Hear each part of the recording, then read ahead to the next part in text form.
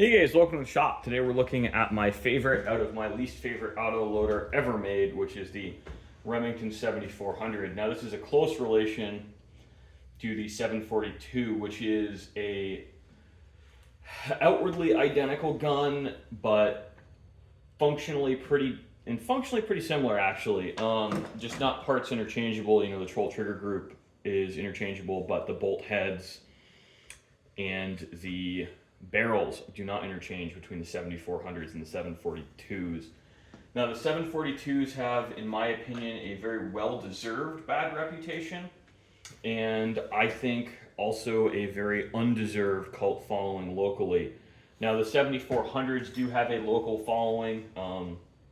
Northern New England loves these things. I forget the guy's name, but he's like the best deer hunter ever. And I don't take him terribly seriously because his advice is get out and walk. You have to be in the woods to shoot something. So I don't understand the following, but obviously other people feel that way. Now, the 742 has issues with receivers battering and peening, and that's basically what kills them and takes them out of action. Now, the 7400 addresses that with a updated design to the receiver, a different bolt, they cam a little bit differently. You don't see those issues. But frankly, guys, there's 2 or 3 things that these come in for most of the time. The number one thing is people just do not clean them. They're tough to take apart, and I think it's important to do it. You don't want to do it regularly, and by regularly I mean all the time. But you don't want to take the barrels off because you will screw up the mating surfaces. But you do want to take the handguard off and use some kind of foaming bore cleaner. This one came in because it was so filthy it wouldn't go into battery. And the other things is the nut on the barrel can back off, and people don't keep the stock bolt tight or the front handguard retaining screw tight. Frankly, the 7400 don't really seem to have a lot of issues at the kind of round count hunters put on them. The 742s, I want to make that distinction because these are 2 different guns. Yeah, they're piles no matter what you do. I've seen estimated round life cycles on those as little as 500 rounds, which I think is actually kind of realistic with them. This customer claims he's put a couple thousand rounds on it, and frankly, given the level of filth and grime, I'm inclined to agree. But proper cleaning and lubrication is pretty important on these. You don't want too heavy a lube, especially around here where we hunt in the kind of the fall and the winter, where it does actually get pretty dang cold. I've seen sub-zero temperatures here during hunting season before.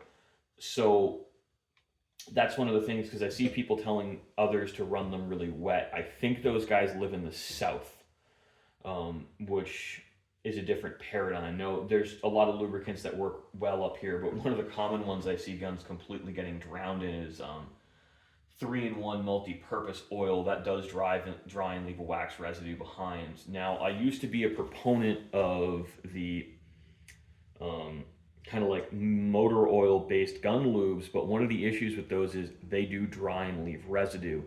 Now, I use turbine oil or spindle oil or bearing oil on guns as a lube and protectant here because it's almost entirely de-waxed. That's for very, very close fit bearing surfaces.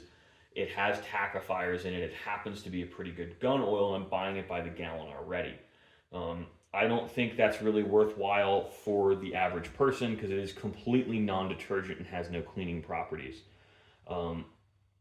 My favorite gun oil for long term on these, which is what I use on the functioning surfaces, is called Ease Ox. It's a very, very good product.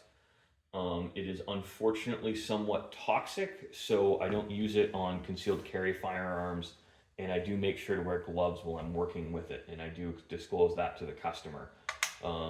Most people don't take chemical safety as seriously as I do, so they don't seem to have any problems with it.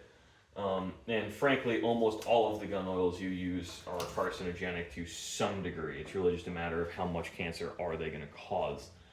Now, overall, again, like I was saying earlier in the video, the 7400s are generally speaking pretty reliable.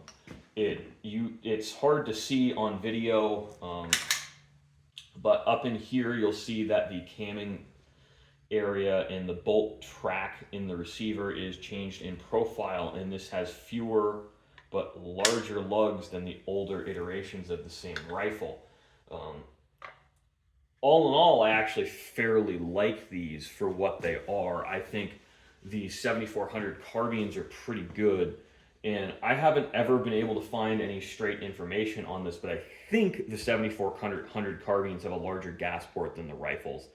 I'm not entirely sure, but I don't know if it's really necessary considering the gas system's only about this long.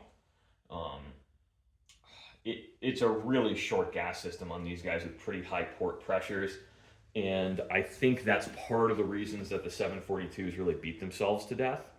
But I'm not an engineer, so I'm not entirely sure. You know, I only put 3 rounds through this gun, and I'm giving the customer back the empties because I really don't want to hear about how, oh, well, it doesn't cycle again. Because for all I know, the guy's using underpowered reloads. Or what can also happen on these, and it's not obvious to the customer, but if they're using something with too slow a powder, you can outrun the magazine on these guns. Uh, Again, I kind of love to hate these. I don't think they're a horrible gun. I mean, if you like them, buy one regardless of what I say. I think you'll be happy with it if you go in with reasonable expectations for both accuracy and reliability. They are guns that really need to be kept clean, and they're guns that are a huge pain in the ass to take apart. Um, the extent of what most people do to clean these is run a couple patches down the bore. I usually see them with pretty severe copper fouling too. Most of the accuracy issues I have on these are solved with a good thorough cleaning. I swear it feels like on this one I took out a couple tablespoons of slime out of it. And I mean, hammer spring was good to go. I'm going to have that conversation with the customer and be like, look, I cleaned this. I got a lot of goo out of it because this originally came in for some light strikings and a grip cap replacement. I can have that conversation and explain to him, like, I didn't replace any parts in this. I didn't find any reason to replace parts in this, but it was utterly filthy. So I cleaned the gun very thoroughly, and I test fired it, and I found it to function. If it continues to have issues, we'll have to look closer at what's going on. At that point, what I may think it is ammunition related. I'll try to figure out what ammunition he's using. Overall, not horrible guns. I really think these are, when it comes to hunting auto loaders, these are kind of the best of the rest. I prefer these over the Browning BARs from a serviceability perspective and parts availability perspective. I do think that the Winchester Model 100 out of this era of hunting auto loaders is probably the best. I really like the stock arrangement on them. I find them to be the most accurate by far. With one of these guns, in all honesty, guys, if you're getting a 2-inch group, you're actually doing pretty good. I have heard stories of these, but I've never taken one to the range and shot for accuracy and gotten better than a 2-inch group. That's not true. I mean, I've gotten 1.5-inch groups a couple of times, but 2 inches is usually about as good as you get out of these guns. There's a lot going on with the chunk cycling and the way the forend hangs off of things. It really doesn't help your bench rest accuracy. But overall, decent hunting rifles. They're pretty handy. They're light. They carry well. Deer hunters love these. Shooters hate these, but hunters love them. And that's just my kind of take on them. I think they're overall like solid guns. There's a million videos of people taking them apart and looking at them. But there's not a lot of videos of people who actually understand the difference between the 7400s and 742s. Mechanically speaking, I'd say if you want a hunting autoloader like this, absolutely, you won't be horribly disappointed with one of these unless you expect tack driving accuracy. So thanks for watching, guys. I hope you enjoyed this short and sweet video for once on the channel. And thanks for watching.